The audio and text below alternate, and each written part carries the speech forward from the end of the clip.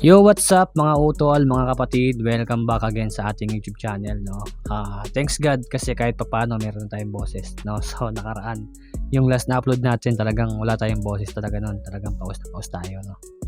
So ayan, gusto ko lang i-share sa inyo yung aking experience o aking mga naging trabaho bilang isang tao, no. So nag-start ako magtrabaho is 15 or 14 years old yata ako noon. Kasi hindi naman mayayaman yung mga magulang ko. So isang kahig, isang tuka. Yes, totoo yan. Naranasan kong walang kain isang araw. Naranasan kong matulog ng walang kain. Yan. Legit yan, hindi ako nagbibiro. So ang first kong naging trabaho is ano ba? Naging ako taga-alaga ng may sakit, no. So matanda, tapos isang na-stroke. Yan yung inalagaan ko dati. Kaso 1 week lang ako doon. Hindi ko kinaya yung homesick. Siyempre masyado pa akong bata noon eh. 14 years old lang ako noon. Pero bago ako magtrabaho noon, nag-start muna ako sa pagtitinda ng mga prutas at gulay, no. So napunta kami ng iba-ibang lugar. Pupunta kami ng mga village, tingnan kami mag-alako. So ang ruta namin, kasi taga Cavite ako, ang ruta namin is Laguna. So San Pedro, Langgam, basta yung iba-ibang lugar sa Laguna, yan yung pinupunta namin, doon kami nagtitinda. San Jose, yan, dyan kami nagtitinda ng gulay. Hanggang sa nagsawa na ako magtinda ng gulay at nasa edad 50 na yata ako noon, nagtrabaho ako ng construction, no. So bago rin pala ako magtrabaho ng construction, nagtrabaho rin ako ng kantin. Trabaho ako ng kantin sa Marikina. Tapos nagtrabaho rin ako sa Quezon City sa kantin. Tapos sa Taguig, tapos sa Pasay, yan. Yan, diyan ako nagtrabaho ng kantin. Yan. Marami ako naging kaibigan diyan sa kantin. So shoutout sa mga naging katrabaho ko sa kantin, no. Shoutout sa inyo mga kaibigan. At after noon, yun na, naging construction worker na tayo, no. Nag-start tayo bilang isang labor 2016. Yan. 2010 pala ako nag-start ng construction. 2010 yan. Tandaan ko pa yung ID ko noon 2010.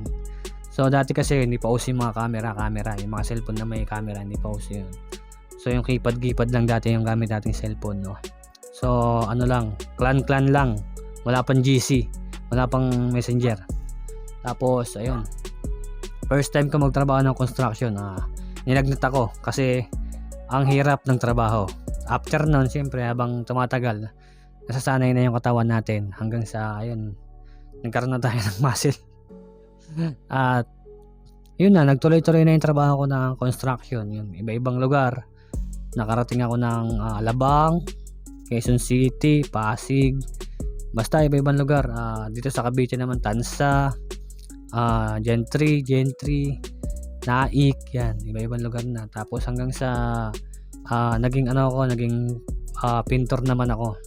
Yan, kasi yung airpot ko, construction din yung trabaho nun. Pintor siya. So siya yung nagturo sa akin at nagsama sa akin sa trabaho na maging pintor. So marami akong nakasama. Siyempre nag-start tayo sa helper lang. Tagaliha muna tayo. Tagaliha tayo ng mga minasilya ng mga pintor. 6 na buwan ako nun. Taga Masilya. So pagka uwi ako sa hapon, mag-out itong ilong ko. Tapos itong mga mata ko, yan, puro alikabok yan kasi maghapon kami nagliliha. Yan, tagaliha talaga kami nun. Tapos hanggang sa 6 months, 7 months, tinuruan na ako ng pag-aawak ng paleta. Tapos nagmamasilya na ako. Tapos nalipat na ako ng ibang trabaho. Nag-apply ako, pintor na. Siyempre, yan. Diyan ako sa Pulo, sa Kabuyaw. Ginawa namin dyan, pabrika, yan. Pintor na ako niyan. Bagamat hindi pa ako masyadong marunong, nilakasan ko lang yung loob ko. Yan, pintor na ako. Tapos paglipat ko, nag-apply na ako, yan. Hanggang sa natutunan ko na yung mga basics sa pagpipintura. Ayan. Tapos hanggang sa maging hanggang sa maging finishing pintor na tayo, yun. Kasi lahat tayo nag-i-start sa hindi marunong hanggang sa matuto. Tapos naging mason din ako. So nauna ako maging mason bago maging pintor. Ay, hindi nauna ako maging pintor bago maging mason, no. Sa pagmamason naman, parang sideline ko lang 'yan. Ginagawa ko lang 'yan kapag wala akong trabaho. Nag-extra lang ako. Tapos installer ng mga kisame, mga division, at ano pa, kung ano-ano pa, basta 'yan. Ayun yung tatlong skills ko. Tapos yung iba naman, hindi ako masyadong marunong pero ginagawa ko pa rin. Para siyempre para magkapera tayo 'no, parang extra income natin. So ayan yung, experience ko sa pagtatrabaho 'no. So bilang isang construction worker talagang hindi madali. So talagang ano 'yan, pawis at dugo ang puhunan diyan. Kaya, payo ko sa lahat ng mga kabataan na pinag-aaral ng magulang, sikapin yung makapagtapos ng pag-aaral kasi para sa inyo din naman 'yan 'no. Hindi 'yan para sa mga magulang ninyo. Kasi kung maka-graduate kayo ng kolehiyo, siguradong maganda yung trabaho ninyo. At kung ano kayo ng kursong matapos ninyo, mas maganda yung magiging trabaho ninyo. Hindi kayo papasok sa construction 'no. Wag niyong tangkain pumasok sa construction. Depende na lang kung maganda yung posisyon niyo diyan. Or ano kayo, mga PIC, mga staff, ganyan, engineer or kung ano-ano pa. Basta wag yung labor. Yan yung pinakamahirap sa construction, party ng construction, no.